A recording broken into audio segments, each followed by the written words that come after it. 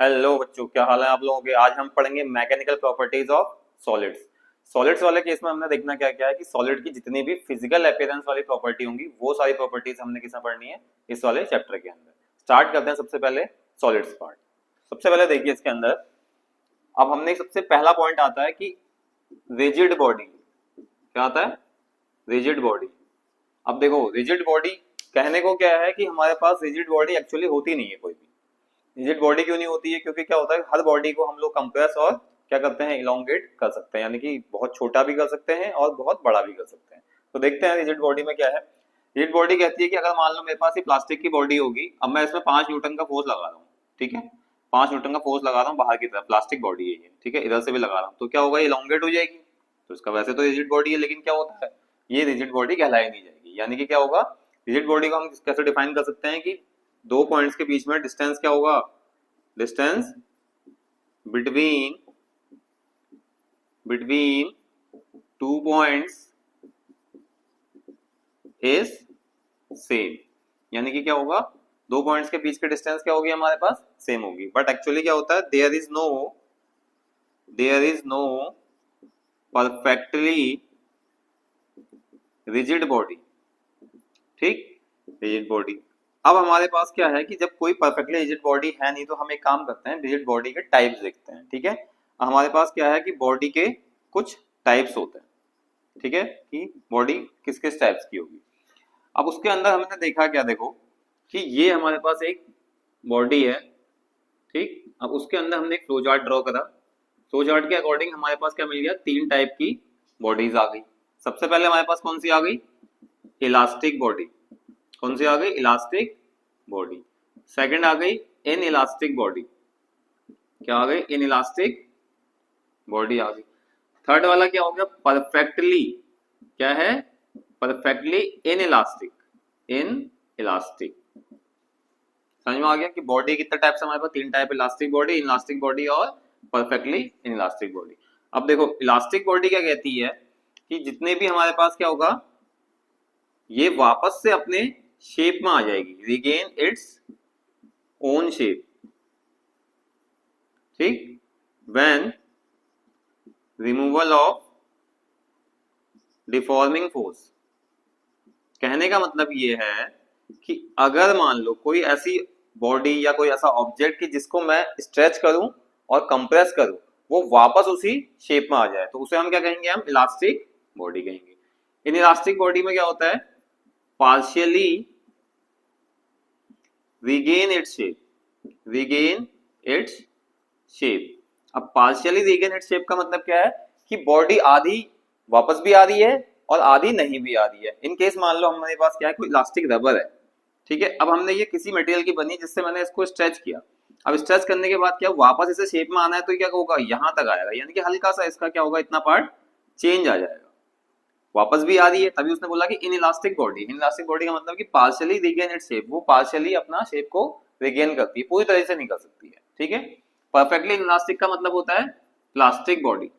अब plastic body का मतलब क्या है कि does not regain its shape. ठीक है, अब हमारे पास क्या होगा कि जो ऐसी बॉडीज जो क्या करेगी, अपनी शेप को रिगेन नहीं कर पाएगी, तो उस बॉडी को हम क्या कहेंगे, परफेक्टली इन इलास्टिक बॉडी, यानी कि प्लास्टिक बॉडी हो गई। ठीक हो गया। अब हम कुछ इसमें क्या देखते हैं, बॉडी के चेंजेस करने के लिए स्ट्रेस। देखो सबसे पहले बेसिक क्या होता है कि स्ट्रेस जो होता है वो होता है आपका फोर्स पर यूनिट एरिया। ठीक है, स्ट्रेन होता है एक, स्ट्रेन क्या होता है, change in dimension upon original dimension. ये बेसिक डिफाइन है आपकी। अब स्ट्रेस का मतलब है किसी भी पर्टिकुलर एरिया पर कोई फोर्स एक्ट कर रहा है हमारे पास। अब स्ट्रेन का मतलब क्या है कि ओरिजिनल डायमेंशन में हम कितना चेंज लाते हैं, उन दोनों का रेशियो निकाल देते हैं। देखो सबसे पहले हमारे पास क्या है कि लॉन्गिट्यूडनल स्ट्रेस। फर्स्ट पॉइंट क्या है, लॉन्गिट्यूडनल, लॉन्गिट्यूडनल स्ट्रेस। इतनी बात समझ में आ रही है कि हमारे पास क्या है, लॉन्गिट्यूडनल स्ट्रेस है। अब लॉन्गिट्यूडनल स्ट्रेस नाम से पता चल रहा है कि हम उसकी लेंथ की बात कर रहे हैं। कोई भी ऑब्जेक्ट है, हम उसकी किसकी बात कर रहे हैं, लेंथ की बात कर रहे हैं। फॉर एग्जांपल ये हमारे पास कोई मेटल रॉड है, हम इसकी क्या बात कर रहे हैं कि एक्सटेंशन, हम इस पे स्ट्रेस लगाएंगे तो कितना चेंज आ जाएगा। मैंने इस पे स्ट्रेस लगाया तो इसमें थोड़ा सा चेंज ये आ गया, ये इसकी ओरिजिनल लेंथ, ये इसमें जो चेंज आ गया इसकी डेल्टा है। इतना समझ में आ गया। ठीक, अब हमने लिखना है कि लॉन्गिट्यूडनल स्ट्रेस होता क्या है। देखो देखो, नॉर्मल स्ट्रेस निकालेंगे कितना आएगा, नॉर्मल स्ट्रेस का फॉर्मूला क्या होगा, force per unit area. Normal strain क्या हो जाएगा इसमें, बताओ, नॉर्मल स्ट्रेन हो जाएगा डेल्टा एल अपॉन एल हो जाएगा।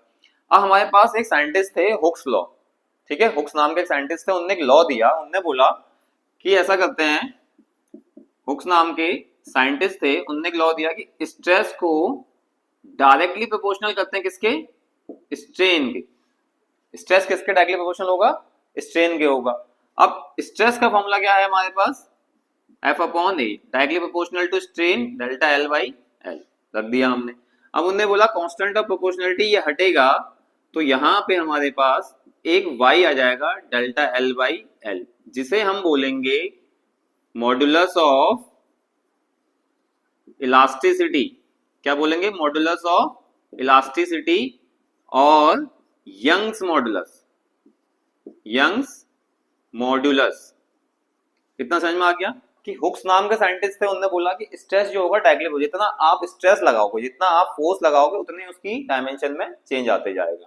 ठीक, लेकिन कभी भी उन्होंने बोला कि strain is directly proportional to stress, ये कभी नहीं होगा। ये वाला पॉइंट क्या होगा, कभी नहीं होगा। तो हमेशा उसने बात क्या बोली है कि हमारे पास किसी भी मटेरियल में हम स्ट्रेस लगाएंगे तो उसमें कुछ ना कुछ स्ट्रेन आएगा। वो स्ट्रेस क्या होगा, force per unit area directly proportional to delta L by L. यहां से कांस्टेंट ऑफ प्रोपोर्शनलिटी हटाया तो क्या आया, वाई, यंग्स मॉडुलस। ठीक है, जिसे हमने क्या नाम दिया, मॉडुलस ऑफ इलास्टिसिटी। इतना समझ में आया। अब इसके बाद हम देखेंगे कुछ और स्ट्रेस, ठीक है, कुछ और स्ट्रेस देखेंगे, यानी कि कितने टाइप के होते हैं हमारे पास स्ट्रेस, 3 टाइप के। तो सेकंड और थर्ड नेक्स्ट उसमें देखते हैं, तब तक आप लोग उसको नोट करिए। नोट कर लिया आप लोगों ने ये वाला। आप देखो, अभी तक हमने क्या पढ़ा था, लॉन्गिट्यूडनल स्ट्रेस पढ़ लिया। अब इसके हमने क्या कहा था, मैंने आपको बताया था कि टोटल 3 टाइप होते हैं। तो 3 टाइप में से पहला टाइप क्या हो गया, लॉन्गिट्यूडनल स्ट्रेस। सेकंड वाला कौन सा होगा, सोच के बताओ, 11th में पढ़ा है आप लोगों ने, भले ही अब आपने रिवाइज नहीं किया होगा अभी। तो अगला वाला पार्ट है हमारे पास टेंजेंशियल स्ट्रेस। क्या होगा, टेंजेंशियल स्ट्रेस। ठीक, अब देखो हमारे पास क्या है, tangential stress, tangential stress oblique shear लिख लो, ठीक है, शियर स्ट्रेन। अब देखो ये हमारे पास क्या है कि यहाँ पे कोई एक सरफेस है, उसके ऊपर कोई सिलेंड्रिकल पोर्शन माउंटेड है। अब आप इसके ऊपर सिलेंड्रिकल रखो या कोई प्लेन रखो, प्लेन इन द सेंस कि कोई बुक रखो, वो भी ठीक है।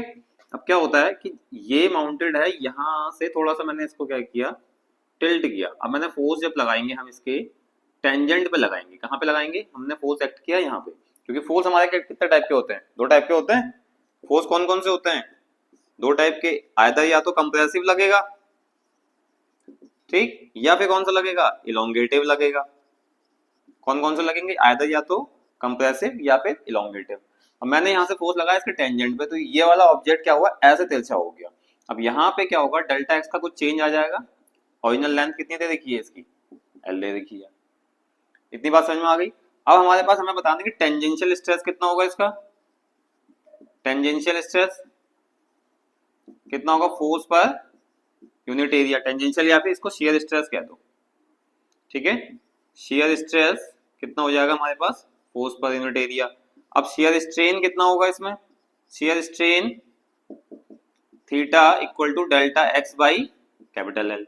डेल्टा थीटा कौन सा होगा, जितना ये एंगल इसका चेंज हो रहा है, यानी कि ये ऐसे था, ये ऐसे हो गया, दिख रहा है आपको मेरा हैंड, देखो ये ऐसे चीज है, ऐसे हो गया, तो कितना एंगल आया इसमें, थीटा का एंगल चेंज हो गया इन दोनों ऑब्जेक्ट के बीच में। अब टेंजेंशियल, अब देखो हुक्स लॉ ने क्या बोला था, हुक्स लॉ ने क्या बोला था कि भाई देखो स्ट्रेस डायरेक्टली प्रोपोर्शनल होगा स्ट्रेन की। अब स्ट्रेस हमारा स्ट्रेन के डायरेक्टली प्रोपोर्शनल होगा, तो स्ट्रेस कितना है, F by A directly proportional to delta X by L. अब ये हम कौन सा पढ़ रहे हैं, टेंजेंशियल स्ट्रेस। अब हमारे पास टेंजेंशियल स्ट्रेस के अंदर कांस्टेंट ऑफ प्रोपोर्शनलिटी दूसरा आएगा, तो कितना निकल के आ जाएगा, F by A equal to delta X by L. ये क्या होता है हमारे पास, मॉडुलस ऑफ, बताओ, मॉडुलस ऑफ रिजिडिटी। क्या होता है, मॉडुलस ऑफ रिजिडिटी। इतनी बात समझ में आ गई कि हम कहाँ लगाएंगे टेंजेंशियल स्ट्रेस, जब हमें थीटा की वैल्यू कैलकुलेट करनी होगी या फिर हमें मॉडुलस ऑफ रिजिडिटी निकालना होगा। इतना क्लियर है? देखो हमारे पास टेंजेंशियल स्ट्रेस हमेशा सॉलिड्स में लगेगा, लॉन्गिट्यूडनल वाला स्ट्रेस कहाँ लगेगा, वो भी सॉलिड्स में लगेगा। लॉन्गिट्यूडनल स्ट्रेस कहाँ लगेगा, मैं यहाँ पे लिख भी देता हूँ आपके लिए कि लॉन्गिट्यूडनल के अंदर वो किस में काम करेगा, खाली only for solids. Tangential stress किस में लगेगा, सिर्फ सॉलिड्स में। इसके बाद आता है हमारे पास वॉल्यूमेट्रिक स्ट्रेस। ठीक, वॉल्यूमेट्रिक स्ट्रेस। अब देखो, अब हमारे पास क्या है कि हमने वॉल्यूम कंसिडर करना है। ये हमारे पास कोई बॉल रही, अब मैंने क्या किया, ये अब मैं इसको बाहर की तरफ इलोंगेट करता हूँ। क्या करता हूँ, बाहर की तरफ खींच रहा हूँ। क्या कर रहा हूँ, बाहर की तरफ फोर्स लगाता हूँ। ये सारे फोर्स के सिंबल है, ठीक है। ये सारे क्या हो गए, चारों तरफ से मतलब इक्वल अमाउंट का फोर्स लगाऊंगा। जब मैं इक्वल अमाउंट का फोर्स लगाऊंगा तो जो सेंटर से इसकी पुरानी रेडियस होगी तो उसमें चेंज आ जाएगा कुछ, ये वाला पार्ट में जो आएगा ये कितना आएगा, डेल्टा आर चेंज आ जाएगा, क्योंकि हम क्या कर रहे हैं, चारों तरफ से फोर्स लगा के खींच रहे हैं। तो वॉल्यूमेट्रिक स्ट्रेस कितना हो जाएगा, यहाँ पे वॉल्यूमेट्रिक स्ट्रेस की value force per unit area, ठीक है, particular force per unit area. और वॉल्यूमेट्रिक स्ट्रेन कितना हो जाएगा, यहाँ पे वॉल्यूमेट्रिक स्ट्रेन कितना बन जाएगा, delta V by V, change in volume upon per unit original volume. ठीक, हुक्स लॉ ने क्या बोला, बताओ, हुक्स लॉ ने क्या कहा कि stress directly proportional to strain है, तो F upon A directly proportional to delta V by V. इतनी बात समझ में आ गई कि फोर्स पर यूनिट एरिया, ठीक है, लगेगा कितना, डेल्टा वी बाई वी लगेगा। अब हमने यहाँ पे क्या सॉल्व करना है, देखो फोर्स पर यूनिट एरिया यही हो जाएगा,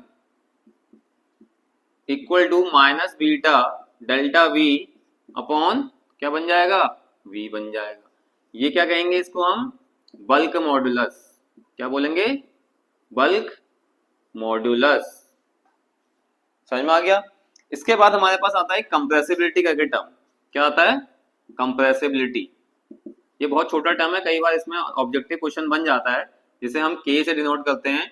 ये होता है रेसिप्रोकल ऑफ बल्क मॉडुलस। किसका होगा, बल्क मॉड्यूलस। तो के की वैल्यू कितनी हो जाएगी, 1 अपॉन बीटा कर दो इसको। इतनी बात समझ में आ गई? ये हमारे पास क्या था, वॉल्यूमेट्रिक स्ट्रेस। ये हमारे पास क्या था, लॉन्गिट्यूडिनल स्ट्रेस हमने पहले पढ़ लिया था, टेंजेंशियल स्ट्रेस। अब एक चीज ध्यान रखना, वॉल्यूमेट्रिक स्ट्रेस हमारा किस किस में काम करता है, सॉलिड, लिक्विड, गैस। ठीक है, सॉलिड में भी काम करेगा, लिक्विड में भी काम करेगा और गैस में भी काम करेगा, वॉल्यूमेट्रिक स्ट्रेस। तीन आगे हमें समझ में आ गए। उसके बाद हम इसके साथ आगे बढ़ते हैं, तब तक आप इसको नोट करिए। नोट कर लिया ये वाला सारा, ठीक है। अब इसके बाद कुछ पॉइंट्स बता देता हूं आप लोगों के थ्योरी के। देखो इस एग्जाम में आपका कोई बहुत ज्यादा हाई लेवल के क्वेश्चंस नहीं आने, पहली बात, और बहुत ज्यादा लो लेवल के क्वेश्चंस भी नहीं आने। तो मॉडरेट क्वेश्चन आने हैं, जिसमें आपको थ्योरेटिकल पार्ट फिजिक्स में कुछ आपको मेमोराइज होना चाहिए पूरा अच्छी तरीके से। फॉर्मूले हो गए, कुछ की वैल्यूज हो गई, कुछ वैल्यू किसके लिए स्टैंड करती है नहीं करती हैं, तो वो चीजें आपको इजीली पता होनी चाहिए, तभी इसके क्वेश्चन आपको सॉल्व हो पाएंगे। क्योंकि मैंने आपको इसमें जो स्ट्रेटेजी वाली वीडियो डाली थी, उसमें मैंने फिजिक्स के आपके सारे क्वेश्चंस के बारे में बता दिया था कि किस चैप्टर से किस टाइप का क्वेश्चन बन सकता है, और कितने क्वेश्चन हमारे इंपॉर्टेंट रहेंगे, कितने मॉडरेट रहेंगे और कितने हाई रहेंगे। ठीक है, अब इसे देखते हैं। देखो कुछ की पॉइंट्स है रिगार्डिंग दिस चैप्टर। अब इस चैप्टर के रिगार्डिंग देखो हमारे पास क्या है, सबसे पहला पॉइंट कहता है कि वैल्यू जो है, वैल्यू किसकी, ईटा की, यंग मॉडुलस की, और दूसरा कौन सा है हमारा, bulk modulus, is for perfectly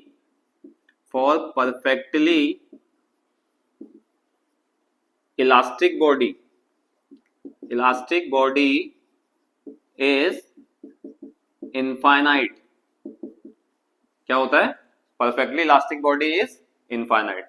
दूसरा क्या होता है कि जो हमारा ईटा and young modulus is not defined for fluid.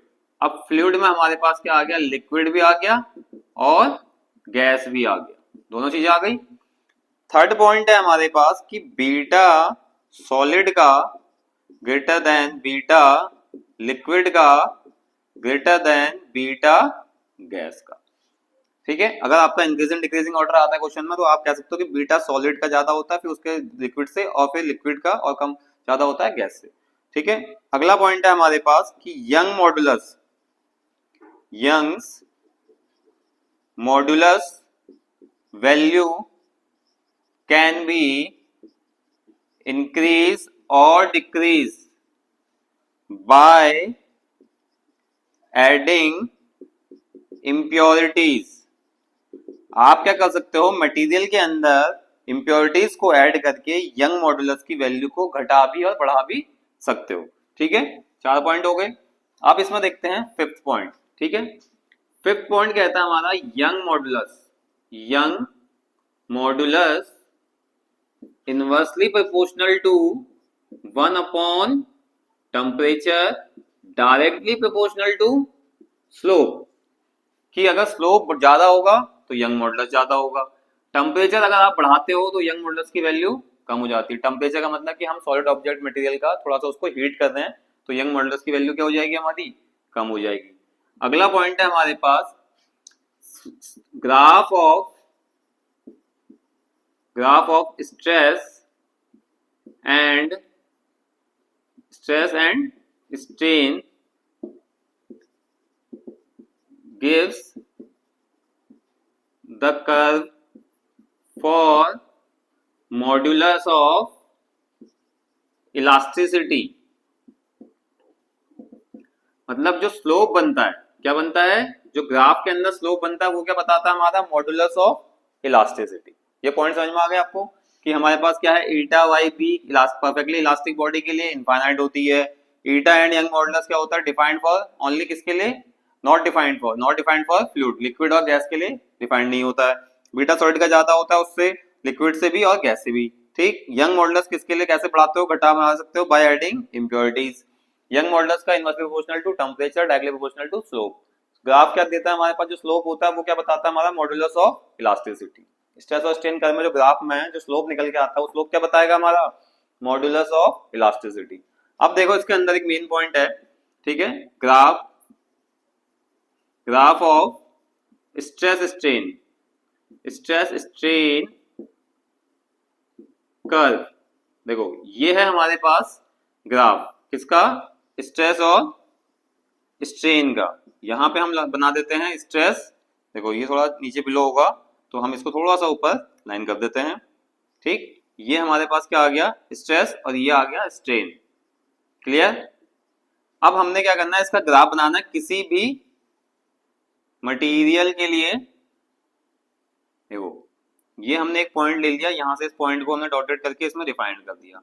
ठीक है, ये स्ट्रेस है, ये स्ट्रेन है इस साइड के लिए। यहाँ पे हमने O लिख लिया, A, यहाँ पे B, ये कोई पॉइंट C, यहाँ पे कोई पॉइंट D हो जाएगा। ठीक है, अब देखो B पॉइंट को हम बोलते हैं यील्ड पॉइंट। क्या बोलते हैं, यील्ड पॉइंट। D पॉइंट को हम बोलते हैं फ्रैक्चर पॉइंट। कौन सा पॉइंट, फ्रैक्चर पॉइंट। क्लियर। अभी आप लोग इतना नोट करो, फिर मैं इसको आपको ग्राफ समझाता हूं अभी उसमें। ठीक है, नोट करिए। नोट कर लिया आप लोगों ने ये वाला। अब देखो इसके अंदर, अब मैं आपको थोड़ा सा इतना पार्ट रब करके मैं इसमें इस ग्राफ को समझा देता हूँ। ठीक है, देखो इस ग्राफ को एक्सप्लेन करते हैं कैसे कैसे हमने इसमें क्या क्या पॉइंट लिए। देखो सबसे पहले हम देखते हैं कि जो O से लेके A तक है, देखो स्ट्रेट लाइन आ रही है कि जैसे जैसे हम स्ट्रेस की तरफ बढ़ रहे हैं वैसे वैसे हमारे पास क्या हो रहा है, स्ट्रेन में भी चेंज आ रहा है, बराबर चेंज आ रहा है। तो OA क्या हो गया हमारे पास, सबसे पहली बात तो स्ट्रेट लाइन हो गई। OA के बारे में एक पॉइंट हो गया कि स्ट्रेट लाइन है, ठीक हो गया। जब स्ट्रेस और स्ट्रेन डायरेक्टली प्रोपोर्शनल होते हैं तो कौन सा लॉ फॉलो करता है, हुक्स लॉ भी वैलिड होगा। ठीक है, यहाँ पे उसके बाद क्या हो गया, O से लेके A तक इसका नाम दे दिया हमने प्रोपोर्शनल लिमिट। क्या दे दिया, प्रोपोर्शनल लिमिट। इतनी बात समझ में आ गई कि हमने 3 पॉइंट निकाल दिए यहाँ से O से लेके A तक। ठीक, अब आते हैं हम AB पर। देखो AB क्या है हमारे पास, इलास्टिक लिमिट। इलास्टिक लिमिट का मतलब है कि रीगेन करेगा अपने शेप को, रीगेन इट्स शेप, यानी कि वापस अपनी शेप में आएगा। कहां से कहां तक, A से लेके B पॉइंट तक। देखो यहाँ मार्क कर देते हैं हम ए से जो बी का डायरेक्शन है, ये पार्ट जो होगा इस वाले पोजीशन में, इस टाइम पीरियड में क्या होगा, आपका मटेरियल वापस अपनी शेप में आने की पूरी कोशिश करेगा, पूरा आ जाता है। ठीक है, क्लियर। उसके बाद हमारे पास क्या, इस वाले में क्या होगा, हुक्स लॉ वैलिड नहीं होगा, हुक्स लॉ नॉट वैलिड। ठीक है, अब देखो दूसरा आया हमारे पास क्या, बी सी।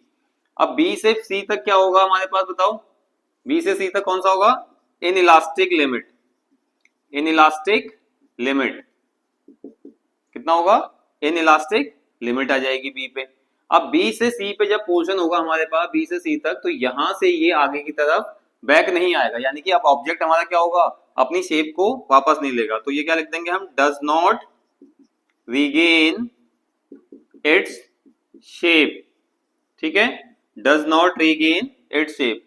अगला पॉइंट है हमारा सी से डी तक के लिए। अब सी से डी तक में क्या होगा, प्लास्टिक लिमिट, प्लास्टिक लिमिट कह दो, या फिर हम क्या कह सकते हैं उसको, प्लास्टिक बॉडी बोल दो। ठीक है, और जो डी पॉइंट होगा वो कौन सा होगा हमारे पास, डी पॉइंट को क्या बोलते हैं हम, फ्रैक्चर पॉइंट। यानी कि हम क्या करेंगे, जैसे ही आगे बढ़ेंगे, कहां से, डी से जैसे ही आगे बढ़ते जाएंगे तो मटेरियल क्या होगा, ब्रेक कर जाएगा।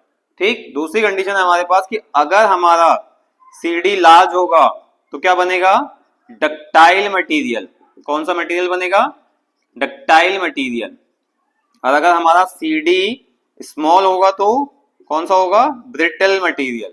ठीक है, ये हमारे पास मटेरियल को पहचानने की एक प्रॉपर्टी है कि अगर हमारा सी से डी पोर्शन अगर ज्यादा है, यानी कि डी फ्रैक्चर पॉइंट बहुत देर में आ रहा है, तो इसका मतलब क्या होगा, डक्टाइल मटेरियल। यानी कि फ्रैक्चर पॉइंट को अगर हम लेट गेन करते हैं तो उसे हम डक्टाइल मटेरियल की कैटेगरी में रखते हैं। डी पॉइंट को अगर हम जल्दी गेन कर जाएंगे तो इसका मतलब वो ब्रिटल मटेरियल होगा।